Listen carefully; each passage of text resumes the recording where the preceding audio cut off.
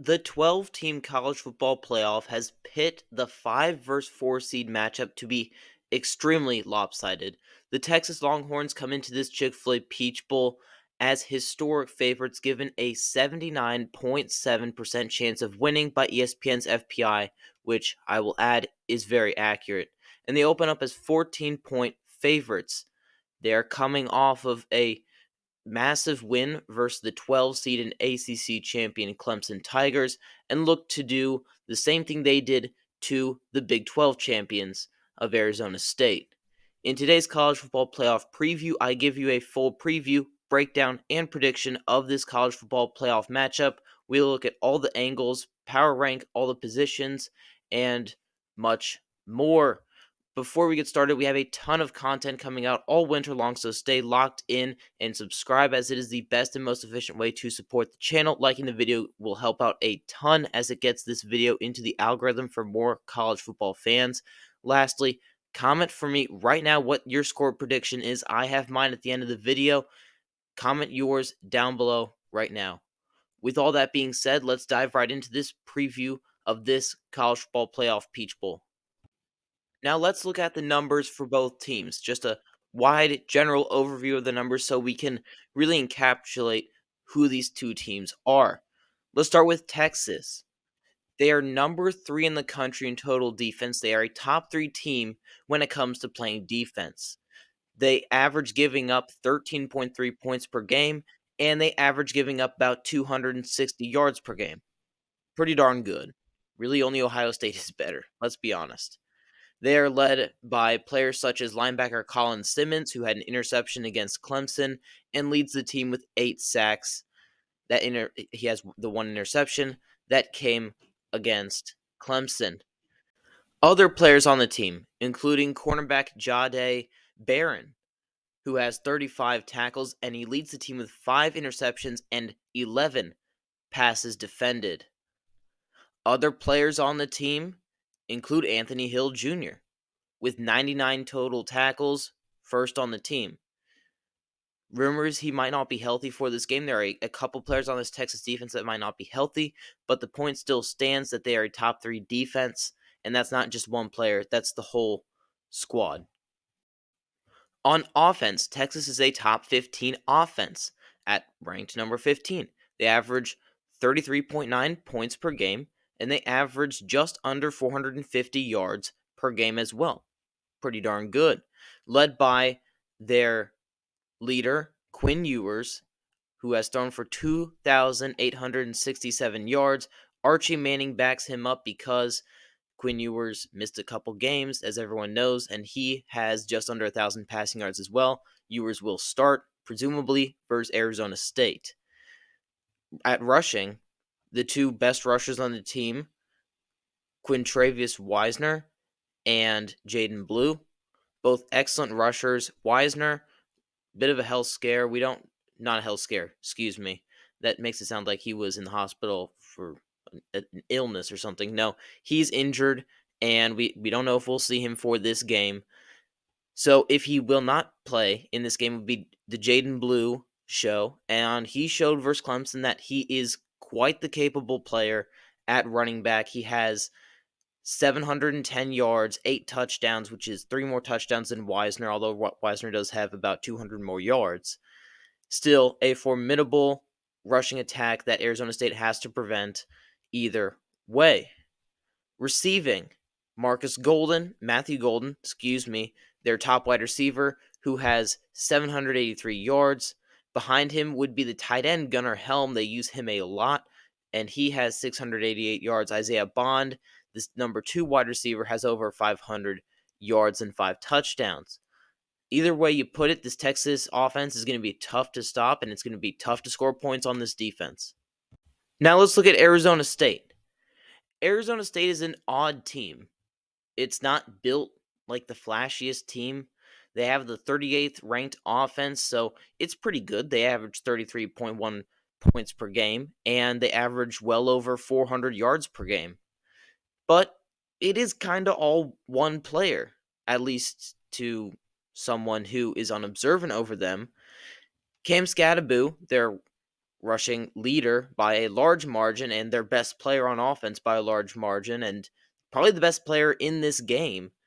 He has over 1,500 yards, 1,550 yards, over that in this year. And that's just rushing. He is second on the team in receiving as well. He has tallied over 500 receiving yards as well. So over 2,000 all purpose yards, 19 touchdowns on the ground, 3 in the air. This guy can do it all, probably except play quarterback. He is a one-man wrecking crew. They style the whole offense around him, and he is amazing as well.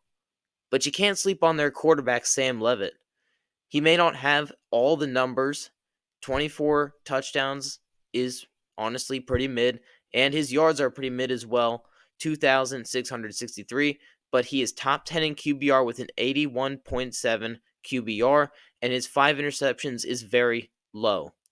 So he is a really good quarterback, in my opinion, manages the game well, doesn't make all the flashy plays, manages the game well, gets the ball to his playmakers, or should I say playmaker, in Cam Skattebo and, of course, his other wide receivers. And we can't forget about Jordan Tyson. He has over 1,100 receiving yards and 10 touchdowns on 75 receptions. This guy is a beast. He did not play in the Big 12 championship game, and they still won that by a lot. And he is one of the main ways this offense goes, besides Cam Skattebo.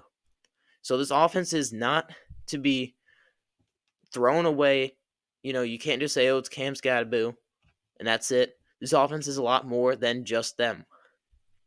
Now, on the defensive side, Arizona State's defense ranks 36th among all the defenses in college football. They average 21.3 points per game allowed, and they average about 337 yards per game allowed. So it's a decent defense. It's not a great defense, and it's a defense that Texas should be able to exploit.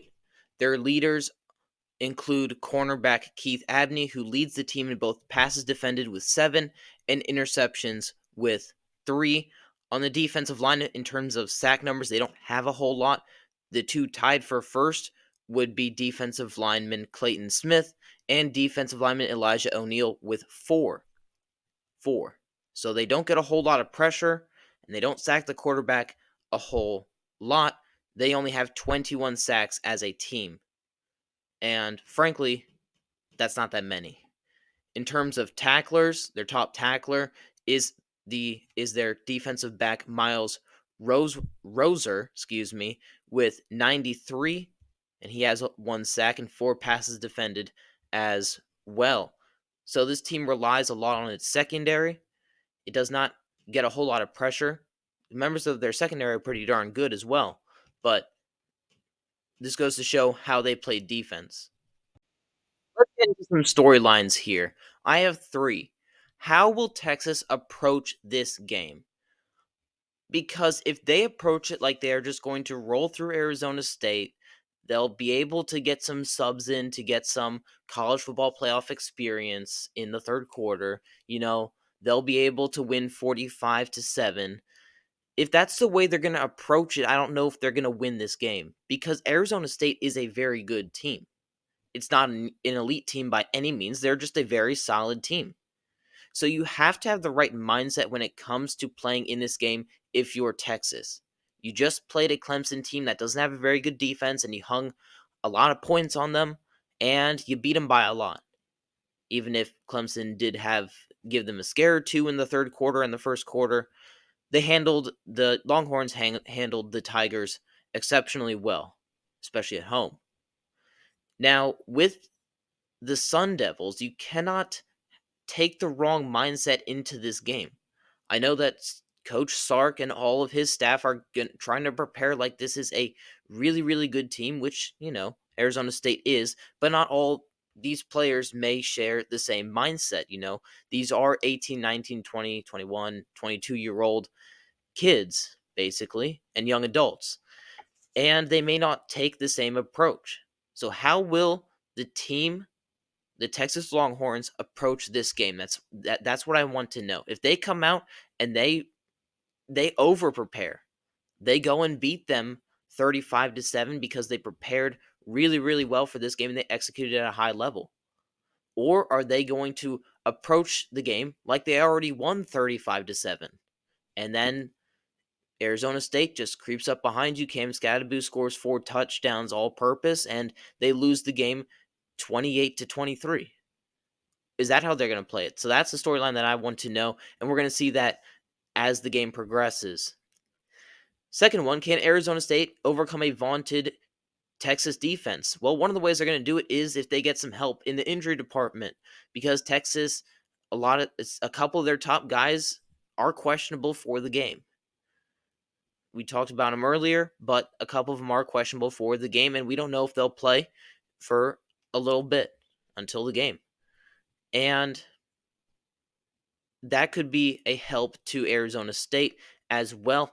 Also, you're going to have to pull out your best game plan. You can't beat them with your third best game plan or the game plan you put out against Texas Tech in the middle of the season. No, you're going to have to put out your A-plus game, reach all the way into your bag of tricks. Make sure, if you're Kenny Dillingham, to just throw everything you can at that Texas defense. Throw Cam Skattebo everywhere you can.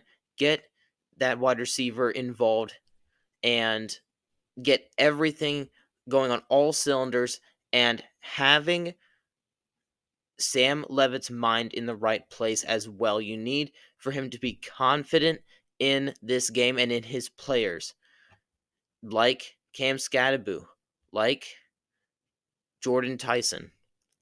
You need these players to be in the right mindset as well. And this is my third one, can Texas exploit the Arizona State defense? Like we said, they rely a lot on their secondary to come up and make tackles and whatnot. Can Texas bully their way to a win via offense? Because the way that they're going to win this game on offense is they're just going to straight bully Arizona State. Arizona State doesn't have that great of a pass rush, and Texas, should be able to just bully their way through. Should be, in theory. But will they actually do it? That is the question that I have for them. Go with some power ratings here, power rating every single position on the field, and obviously color coded here. The burnt orange, I lean favored Texas, obviously. The yellow, obviously, to the Sun Devils. Coaching, I think that the Longhorns have an obvious coaching edge here. Kenny Dillingham and his staff. Kenny Dillingham might be a top 10 head coach in a couple years, but this is only his second year, and it's remarkable what he's done to turn this Arizona State program around from going 4-8, 3-9 a couple years ago, even last year, and now he's got a double-digit win season, which is awesome for him, and I'm rooting for him, and he may go to a more powerful school in a more powerful conference and succeed there as well, but he is still an inexperienced head coach when it comes to the Power 4 level, and especially when it comes to playoffs.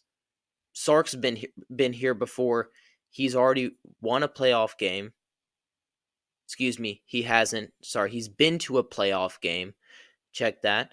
He's been to a playoff game. He knows what the deal is. He's been to championship games. He won the Big 12 last year.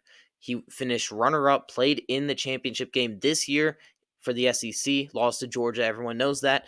He's been in these scenarios and places before. So I give the obvious edge to coaching here in favor of Texas.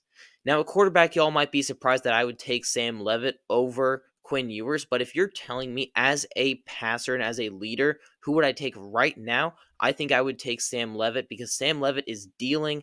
He is distributing the ball. He was distributing the ball like it was nothing, and he was missing his best wide receiver. All he had was Cam Skattebo and a couple of his other wide receivers who aren't as good, and frankly, would not be starters at Texas, let me tell you that. And he was dealing, didn't throw an interception.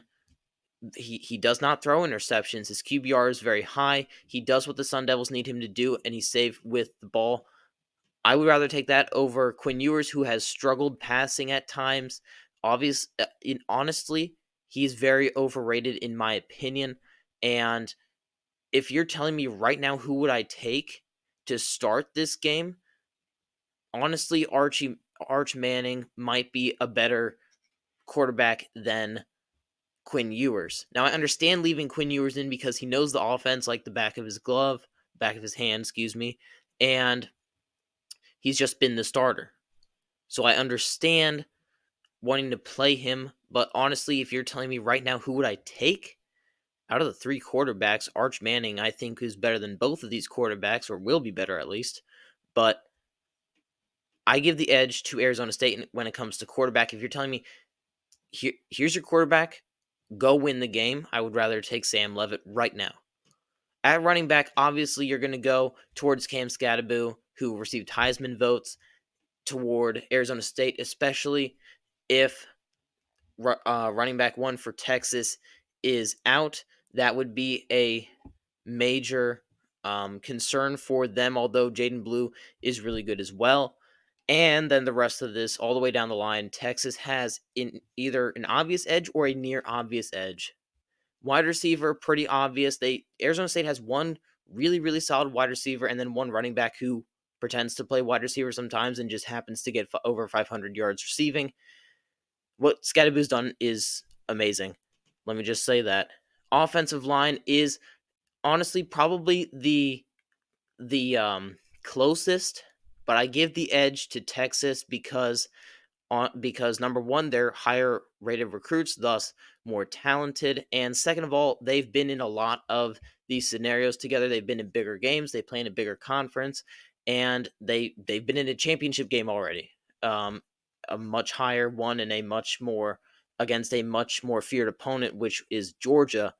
Iowa State is honestly, no disrespect to them, but they're not Georgia. Let's just say that. Defensive line for Texas, they just eat people alive. They're really, really good. and these linebackers are amazing. Anthony Hill Jr., if he's healthy, Trey Moore, David Benda, and then the secondary as well with Jahadi Barron, Mark Makumba, and others, Malik Muhammad. All these players just better. And even when it comes to field goal kicking, Texas's field goal kicker has only missed 2 field goals, and those 2 field goals were from 50 plus. Arizona State's kicker has had some problems kicking. So this is how I would power rate this team, a clear and obvious advantage toward the Longhorns. All right, we have come to the end of the video, and before we get into this prediction, and I'll explain what I mean by that in just a second, do everything I told you to do at the beginning of the video. Subscribe, comment on the segment we just had. Do you disagree with me on my quarterback take? A lot of people do. Let me hear it down below. Let me know your score prediction for this game. Let me hear it down below. Here's mine. Texas Longhorns 34 to the Arizona State Sun Devils score of 13. I think Texas will roll past the Sun Devils because they have a clear and obvious edge in talent and coaching and facilities and everything you can think of. They have the edge in by a long shot. Take Texas minus 14 points or whatever the line's at right now. Texas will roll through this through this game. I think Arizona State does keep it close is what I mean by that first half, because I think Arizona State will keep it close within the first half. I think that Arizona State will keep it within 10 points, and it'll keep viewership for a bit, but Texas will blow them out in the end.